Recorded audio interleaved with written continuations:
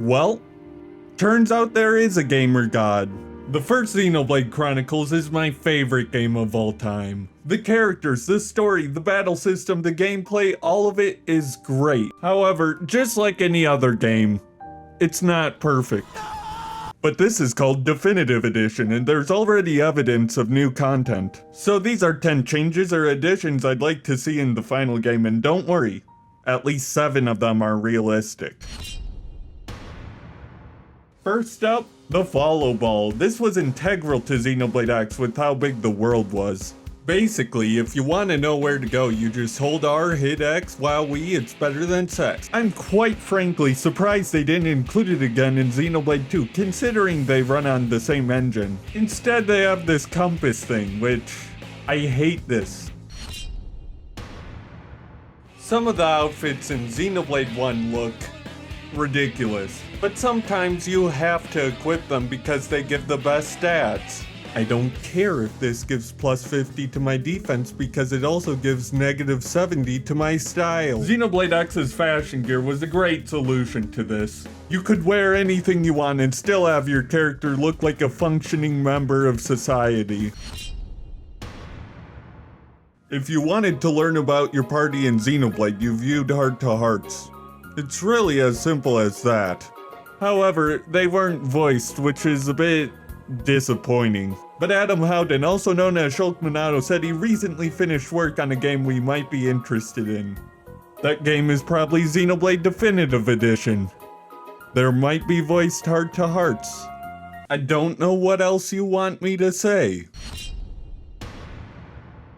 Now on to actual gameplay, let's talk about the balance of high-level monsters. I don't like it.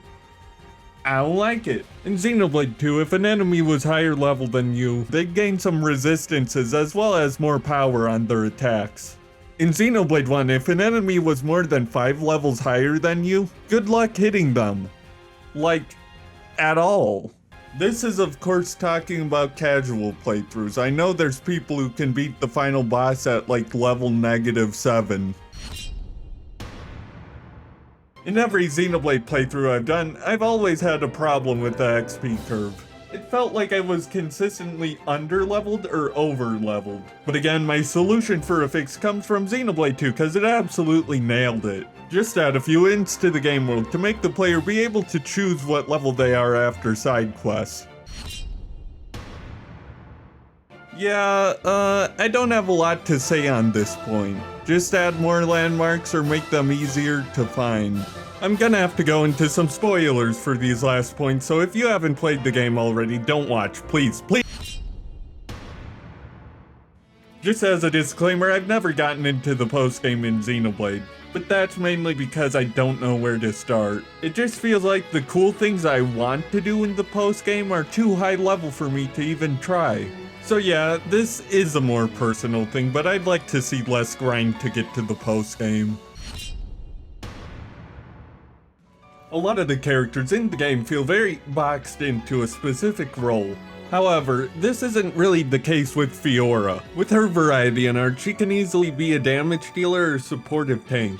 I'd like to see this concept on other party members too, like Sharla. I just can't keep making jokes about how she's trash, it just won't be funny after a while. So for those who don't know, the Monado's power is based off how many arts you have and where you're at in the story. There's a giant gap between getting Monado 2 and getting Monado Cyclone, making him a bit weak during that period. This can be solved by getting Monado Eater or Monado Armor, but on my first playthrough I didn't even know those existed. And looking at this quick bit from the trailer, there might already be a new Monado form in the game. And finally, the most unlikely of all my requests, new playable characters. It'd be weird to have them just kinda there for the main quest, so I'd suggest for New Game Plus, you'd be able to permanently recruit Hams, Fiora, Dixon, Mumkar, and Alvis. They're already technically in the game, I'd just like to see more of them. This video was really off the cuff, really just improvised, but check out my other Xenoblade videos, they're way better.